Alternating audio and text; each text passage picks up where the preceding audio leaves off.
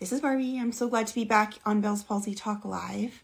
Today I'm going to be chatting with my friend Mary. Good Hi, morning. good morning. How are you? Oh, I knew my dogs would start barking as soon Well, as of I course. started talking. One sec. It's okay. I am so sorry. 1 second. Zeke, it's okay. I'm so sorry. Good morning. No problem at all. No problem at all. So how have you been? How's your weekend? Tell us a little bit about yourself for everybody joining us now. My week. Thanks. Stop. My weekend's been really great. It's been busy. I've been getting ready for Christmas. Little bit about myself. I have 3 dogs, and I wanted to be in a common area where it's well lit. I thought it's guaranteed going to be somebody to bark. I also have a cat and a snake, so I'm a little pet crazy around here. And I have 3 sons. One is married with kids, and my other one is just moved out, and I have 1 left at home. Amen. So we're getting there. So you got 1 of each. I have 2 sons as well. They're 16 and 14, so they're a little bit behind you. But that's cool. You have grandkids too. That must be fun. Yeah, it's super fun. Yeah, the twins just turned 3 today, and my granddaughter just turned 5. Everybody has birthdays November, December, like right before Christmas. So it's Jam it all in all at once. Yeah, exactly. Yeah, exactly. Now you also are a boxer. I want to hear about that. So how in the heck did you get into that? Well, so about 5 years ago, I discovered that, my mental health and my physical health was not that great. And this girl I worked with, she said, you should try this place called Rumble, is where it all started. And, she said, you'd probably really like boxing. And I was like, sure, and I had just gotten my first personal trainer. I was trying to lose weight and just get healthy. And from the moment I stepped in there, I never looked back. And so I've been boxing now, I guess, for almost 5 years, and I love it. I box out of a different location now. I have a coach who's been amazing and patient, especially with my Bell's palsy journey, because I couldn't box for a long time because my eye couldn't blink. And like, for example, when we got back to training, I'd have to stop. Sorry, I got to stop doing this because I got to blink my eye. Right. Like, oh, gee. I was a manual blink. Yeah. So how long did you back? Like 6 weeks or so, or 4 or 5 weeks? Yeah, I think so I was diagnosed in July, and I couldn't blink for like a month. And like, I got diagnosed the day before I started my new job. And it was wild, and so great. I texted my new manager and I was like, this is what you're getting. And she was so amazing. She's like, Mary, if you want to start late, you can, like a week later. And by all my Googling, like Dr. Google and all that stuff, I was like, it's not going anywhere. Like, I might as well start. And that was right around like our Calgary Stampede time. So it's very social, and it was just a very humbling experience. Yeah. And it was the same with returning back to boxing and weight training. I took a little hiatus because it was just hard. It was hard being in public and trying to talk. Different, throwing you off. Like but that's great. A lot of people, I'm really glad for you that you stuck with it, because a lot of people with a shift, including myself, I did CrossFit, a lot, and then a shift in your life, whether it's, for me, it was COVID, and I got married and I moved, and, so it would have been a new gym and all those kinds of things, and it didn't stop you, that you're still doing it. That's fantastic, because quite often it just kind of falls off. Yeah. And, obviously you can keep your eye taped. Do you compete too? No, I haven't. No, I'm supposed to compete in February. That's our goal. But my doctor is being a stinker and doesn't want to sign off on my medical. So I'm willing to find a doctor somewhere else because of the Bell's palsy? Yeah. Yeah, he doesn't, because he doesn't understand Bell's palsy. Yeah. He doesn't know enough about it. He's the first to admit it. No, you shouldn't be doing any of this. And, I actually did a grand fondo in September with one eye, like, Yeah. I just, I feeling sorry for yourself. Yeah, like, and I did have my pity party for a good couple weeks and didn't want to leave the house. And I was just like, it was just hard. And then my mom passed away right after my diagnosis. So it was like everything all at once, and I just felt like I couldn't breathe. Right. But, I got through it. And I mean, the best day was the day I was able to get back on my road bike. And then I got back on my motorcycle. My eye was well enough that I could go out for a ride. And, I just, even running was super difficult because my face was so frozen. You feel it flapping and it wasn't flapping. Oh my, those weird things that you wouldn't think, like crazy. Yeah, and it's things like that people who haven't had Bell's palsy just wouldn't get, it's just the blurry vision. And like, if I forget a straw when I'm going out, whether it's to the gym or just in my cart, like, I'm mad, like upset. Like, I can't be without a straw.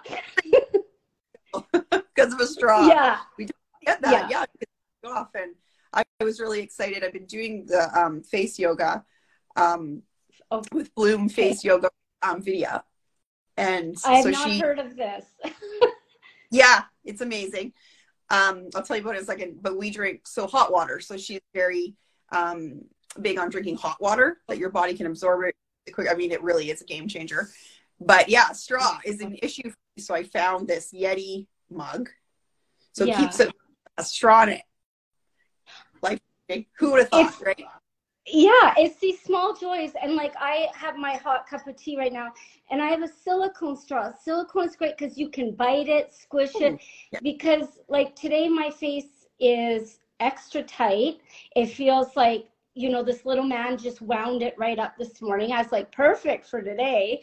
And, and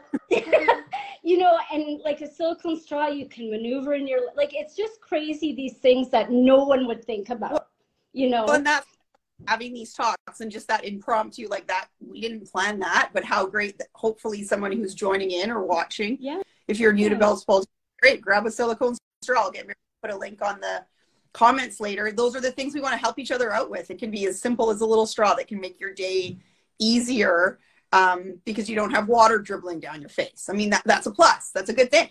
Yeah, it is. And with hot tea, you just got to let it, cool a little bit before you burn your throat, or, that's the repercussions, and even one of my trainers, like, I really want to get you this cup at Tim Hortons because it comes with a straw. And I'm like, like that thoughtfulness, right? That people, think about you that way, right? And I've just paid for random straws. That too. I mean, I think that's why it's so great that we've created this community. I mean, obviously the author group that we have is very special to me. We can chat about that in a sec, but it's so nice to be able to just talk to people who have things in common with you. And that is, in my chapter in the book that I talk about, it doesn't matter whether it's boxing, going to the gym, that's why programs like Weight Watchers, for example, are so successful, because you're in a room with people who have you're in the same boat, so that somebody sit there, and I talk about that, like, with the first couple weeks I did Weight Watchers, I danced my whole life, so I was very fit. Then I went to college and I gained a bunch of weight because I wasn't dancing anymore and I was still eating like I was, right?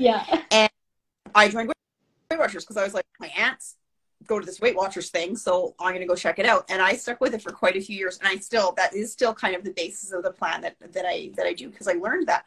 And I remember the second week saying to the lady next to me, like, I am so hungry all the time. Like, I know that my body's adjusting, and I knew all that. And I was excited. I lost a couple of pounds, and it was helping. And she goes, popcorn, lifesaver. She goes, I have air popcorn, put a little bit of margarine and salt on it. Love it. Game changer. And those are the little things sit in a room with somebody just like us chatting about the straw, that those little things can really change your life and change your game. And, you know, that's what we're really excited about, talking and sharing our stories and, you know, writing in the book. Now, the book that we're doing together, so exciting. I'm going to start talking more about it on these chats, because we want to start getting the word out there that we're doing a book collab, which now we can call ourselves authors, which I'm so excited about, because that means we actually I never saw that. Like, I can text. That's about as much writing I can do.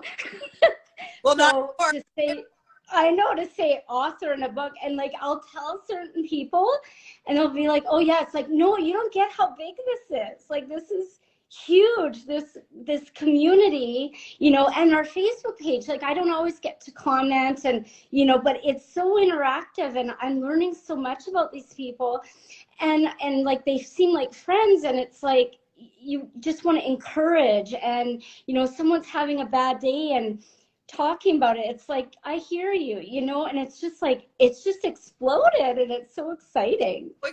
And it's more than Amy and I had thought, and that's why we want to bring it to more people. That's what, of course, Bell's Palsy talks. Well, actually, that's not true.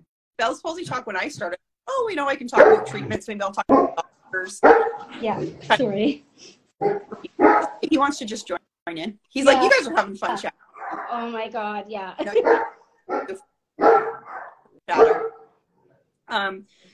So it's just so great to bring people together. Now, Bell's Palsy Talk for me has really turned into chats about self-care. For you, having said that, you were obviously going through when you got your.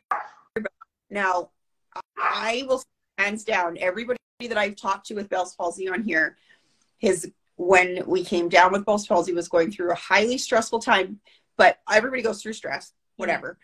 But a period of stress where you were not using your voice and standing up for yourself. Does that resonate with you? Like, do you feel like you weren't, you know, you were putting everyone else first, you weren't using your voice, you weren't saying, hey, I need this, or please help me with this?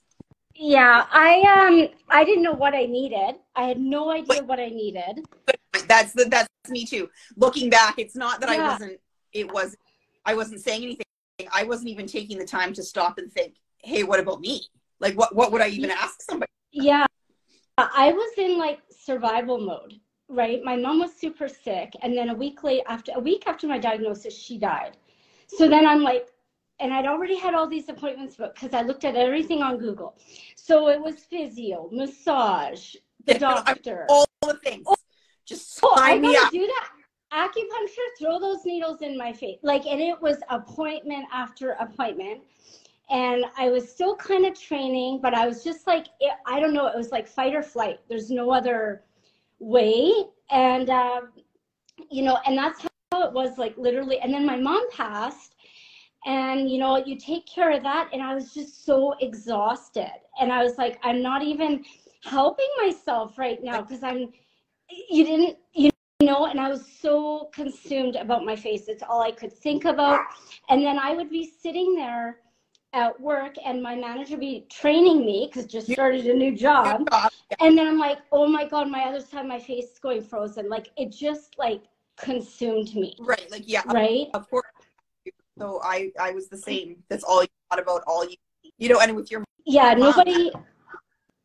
Like, yeah. I'm sure that probably felt. It was really that, and just so much going on.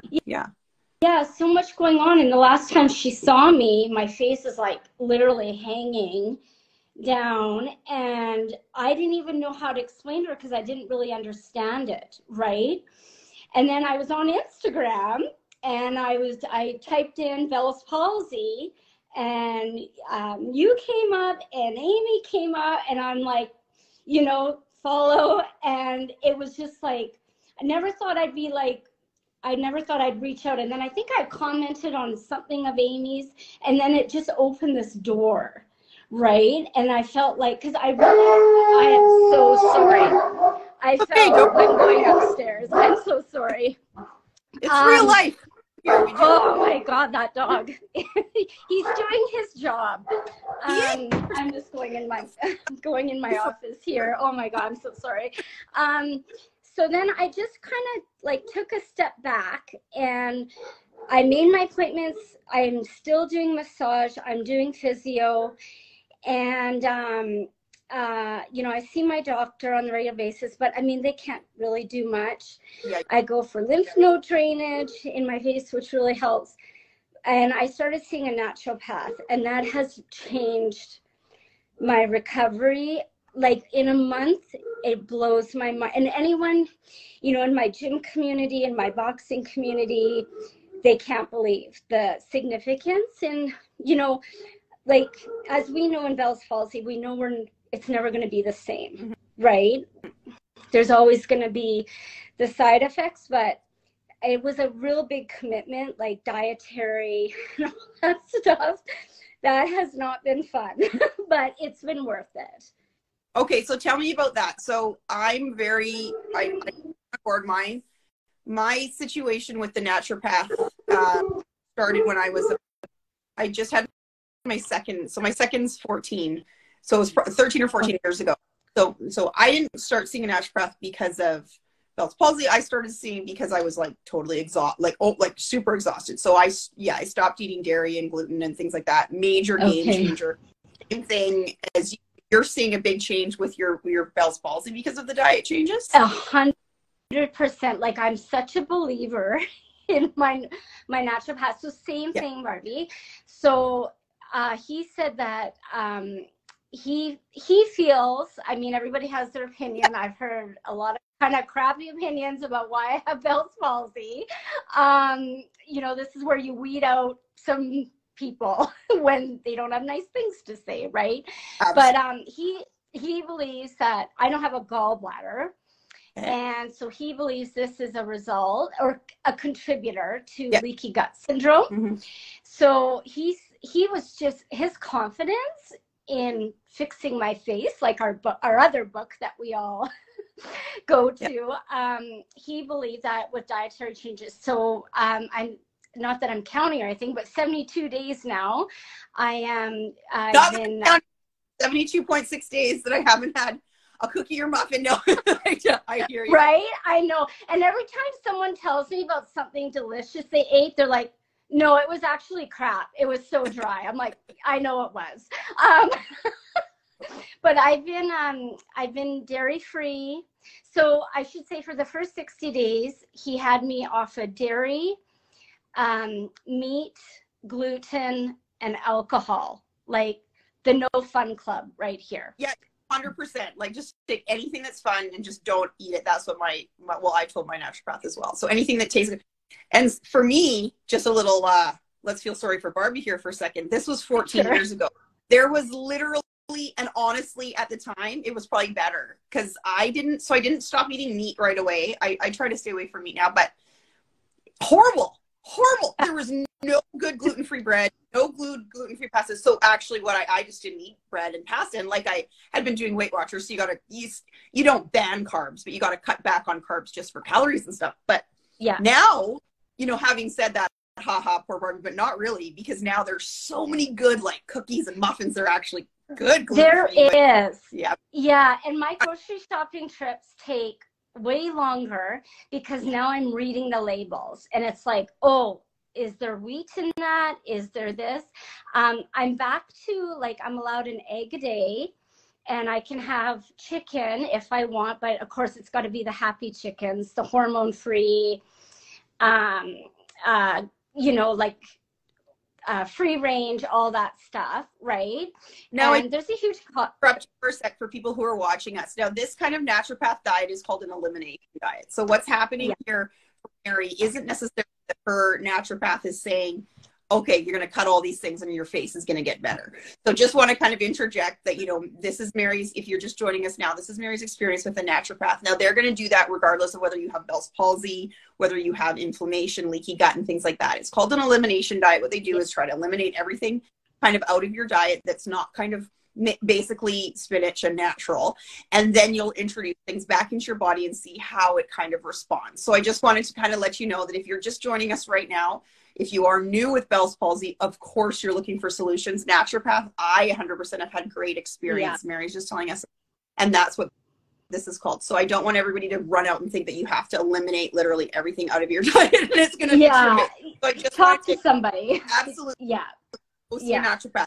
So I just kind of wanted to interject because I went through the same thing. They eliminate everything out of your diet. You feel like $1 million. Literally, as humans, we are designed to eat. You think about, you know, hundreds and hundreds of years ago, there was none of this junk that's in our food now. So when humans were eating real food, yes, of course, our body was able to process it properly. You know, we had healthy ways of doing it. Now, literally, you know, everything, you know, we're putting additives and hormones and sprays and all these things into our body. No doubt our body's going to have inflammation. It's going to react a little bit. Some people, that can be a contributing factor to your immune system being so low that you woke up with Bellspalsy.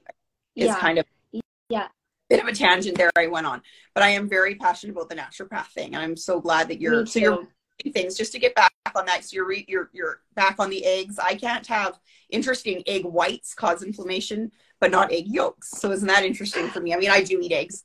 And it's funny, it's funny because I remember Amy posted about going to the dentist and her fear of, you know, getting, you know, the numbing. When I reintroduced, say, eggs, I got all nervous because I'm like, what if because like you said, it's elimination diet. My face literally like sprung up in a matter of a month, like the, you know, the droopiness, and my eyes started blinking a bit more.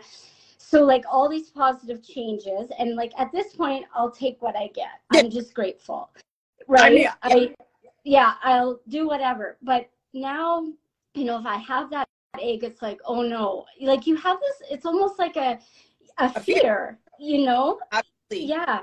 So I think what's happening for you, you're saying your naturopath, it's leaky gut. Now, leaky gut, diets for leaky gut can help absolutely everything in your body. And this isn't something that's just like my opinion or Mary's opinion. Like, it is flat out, and it makes sense because everything you put into your body, if it can't absorb the nutrients into your body, you're not getting nutrients. So now your body can't repair from things like Bell's palsy. It can't regenerate the nerves that it needs to with, you know, this inflammation and things like that. Inflammation is a massive problem in our body. So it is interesting that where you get to a point where you have succeeded and you're clean diet and you feel great, you're worried about introducing something back in.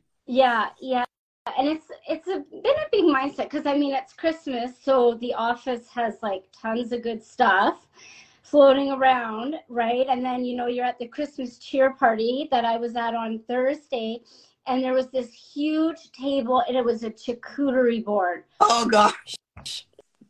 I sent a picture to my trainer. I'm like, look at what is here. And like, I mean, it probably was all awful, right? But it's like a lot of, I mean, we have that mindset, right? We want to be well, and that's just kind of what keeps me going, you know, is. Question. So just for people watching, so you're having success with it. So you're standing in front of the table and you're like, hey, of course I want to eat probably literally everything on this table. Yeah. What did you say that, hey, Mary, your health is more important. You're worth it. You're healing. Like what's going through your head? Like, what's your encouraging words that you're giving to yourself? I just think, I always think back to myself. I might get a bit emotional here. I just think about that day in July where I got diagnosed, and the look on my mom's face, and just that helplessness feeling and not knowing what to do. I know what I have the tools to do what I can, right? And there's been a lot of time, and there's been a lot of people, there's so many people, like, you know, the professionals, like the massage people, and, you know, all these great people who've had to listen to me for 5 or 6 months. And and everyone trying to help me, like, I feel accountable to keep going and show my sons, like, you know, my one son was devastated, and just to show, and my family has had to listen to me, and, you know, and I just so much support. And then our community, I just feel like I gotta keep going, and just, you know, like, we can recover, whatever that looks like. It doesn't mean it's 100%, but Well, I think, yeah, recover to the point where we feel okay about ourselves. So, I definitely want to have you on again. We're going to talk about the naturopath stuff more. I think is kind of a subject thing, but what I do want to wrap up with is I want to make sure that you consider that everybody is there for you and we don't have to listen to who we want to. And those are the things that is very important for anybody going through Bell's palsy. It's not for somebody else. I think that a lot of the times we've gotten ourselves into this place because we do too much for other people. Yeah. This is your recovery. You deserve to be in a place of health, and whether it's Bell's palsy or not, you're doing amazing taking care of your body. You know, Bell's palsy has led you to the naturopath, but this, you know, this you're taking care of your health. You're having the discipline that's necessary to stand up for yourself. And I'm really proud of you. Really encourage everybody else to follow Mary. Make sure you keep in touch with us, because this book that we're writing it's not just, it's turned into so much more than us just throwing a story in a book. I really want us to get together for stories like this. And we want to help each other show up for ourselves. That's what we need to do. And then show our children. That's a big part for me as well. Show our children how important it is to stand up for ourselves, so then they can do the same thing in their 100%. life. I'm about everything that we have going on. I would like to bring your naturopath, actually, if he would be willing to come on with us. Maybe we could do the three of us. I would. I'll ask. I see him next Friday. I can't wait. He was like blown away after not seeing me for almost 2 months, and he's like, wow, look at you, right? I'll absolutely ask. Okay. He's amazing. I think that your line of your Bell's palsy is really good. Like, see, for me, mine's been about 7 years. So for me to go, you know, I'm not going to see a huge result if I did that. I mean, everything else in my health, when I cut sugar and alcohol, and everything, I mean, I see a huge change. I doubt that my Bell's palsy would change that drastically just because it's been so long. You know, I'm doing physical therapy, I'm doing face yoga, things like that are helping. But for you, it's the perfect amount of time, I think, because you had enough time to settle into it, and now you're seeing a difference. And I think that's really encouraging for people, and I'd really love to kind of bring that to light. So let's do that for sure. 100%. We'll talk for sure. And I want to know more about face yoga, because I can say I'm not doing face yoga. So if that's something I need to throw in my repertoire. Great. Her name's Vidya. She's working on a program. Actually, she's very passionate about Bell's palsy. So there's a couple of us working with her, developing a program for face yoga palsy. So for people who are interested, Bloom Face Yoga. Now, the face yoga is developed for toning your face, helps with, you know, wrinkles and